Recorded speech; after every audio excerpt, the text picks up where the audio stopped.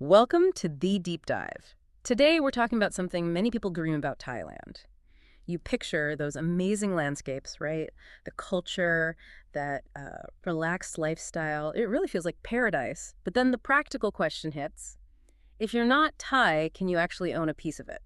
And, well, the short answer is yes, you absolutely can, which is great news.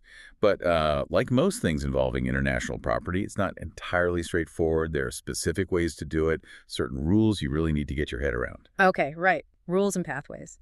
So, how do we start figuring this out? Well, our guide for this deep dive is an article called Foreigners Buying Property in Thailand, a guide.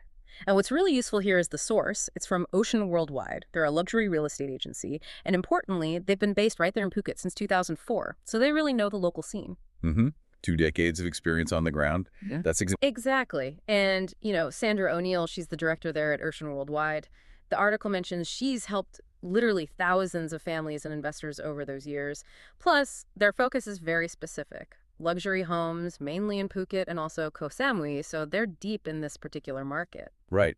So for today, our mission, if you like, is to kind of pull out the key things you need to know from their guide.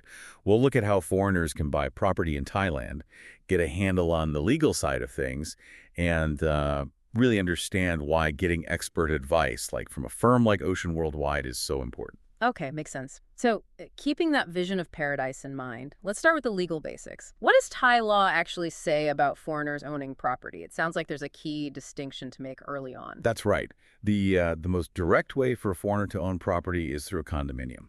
Foreign nationals can own condo units in their own name, freehold, but there's a catch, a really important one, the 49% rule. The 49% rule. Okay, what does that mean in practice? It means that in any single condominium building, foreigners can collectively own up to, but no more than, 49% of the total unit space. The other 51% must be owned by Thai nationals or Thai entities. So, this rule really shapes the condo market for foreign buyers. Right, so you can own a condo unit directly as long as that building's overall foreign ownership stays below that 49% threshold. That seems relatively clear. But okay, what if you're dreaming bigger, like a villa with a garden or just a plot of land? You mentioned freehold condo ownership, but I've heard foreigners can't own land freehold. Is that correct? That is correct. Under current Thai law, foreign individuals generally cannot own land outright, in their own name. Indefinitely, that's the freehold ownership we're talking about. So yes, that poses a challenge if your dream involves land, but there are established legal ways to control land long term. Okay, so how do people work around that? What are the common solutions? Well, one common structure involves setting up a Thai limited company. In this setup, the company owns the land. The foreigner doesn't own the land directly, but they can control the company. Control the company. How does that work if foreigners can't be the majority owner? Typically, the foreigner would hold 49% of the shares, which is the maximum allowed. But through carefully drafted articles of association and sometimes shareholder agreements, the foreign shareholder can be granted preferential voting rights or effective control over the company's decisions, including those about the land. It's a legal structure, but needs proper setup by lawyers. Right, so it's about control via the company structure, not direct land ownership.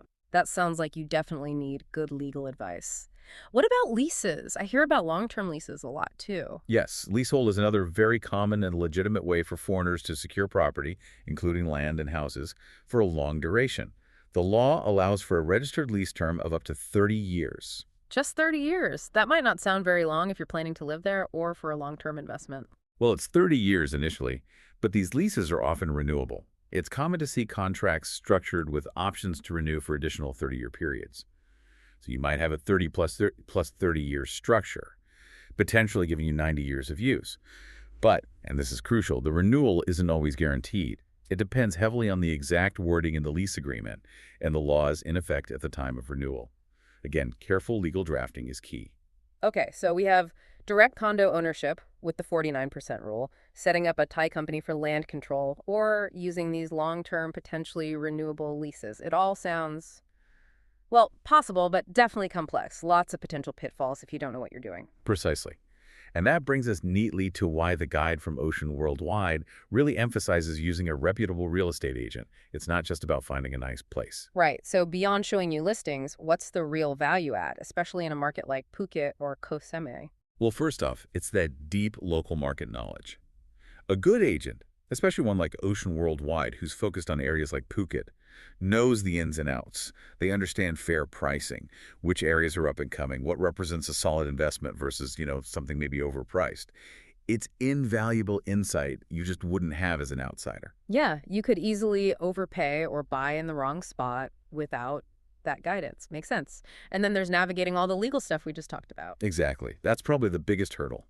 Legal and regulatory compliance. An experienced agent understands the Thai property laws, the different ownership structures, the due diligence required. They work with lawyers, ensure everything's compliant, and help you avoid those legal traps that could be incredibly costly down the line. They guide you through that maze. I bet that saves a huge amount of time and stress, too. Oh, absolutely. Time and cost efficiency is a major factor. Think about it: finding suitable properties, negotiating, all the checks, the paperwork. It's a lot. A good agent streamlines all of that. They handle the legwork efficiently, saving you time, hassle, and potentially money by avoiding mistakes or unnecessary expenses. And they probably know everyone, right? Like, they have connections. That's another key point. Their network. Reputable agents have established relationships with developers, lawyers who specialize in foreign property ownership, surveyors, banks, you name it. Access to this trusted network is gold. It can make the whole process smoother and more secure. It's like having a whole team ready to help. And then there's just the practical reality of being in a foreign country, the language, the culture. Yes, don't underestimate that. Language barriers and cultural misunderstandings can seriously complicate things in any transaction, let alone a big property purchase. An agent who is fluent in both Thai and your language and understands the cultural nuances acts as a vital bridge.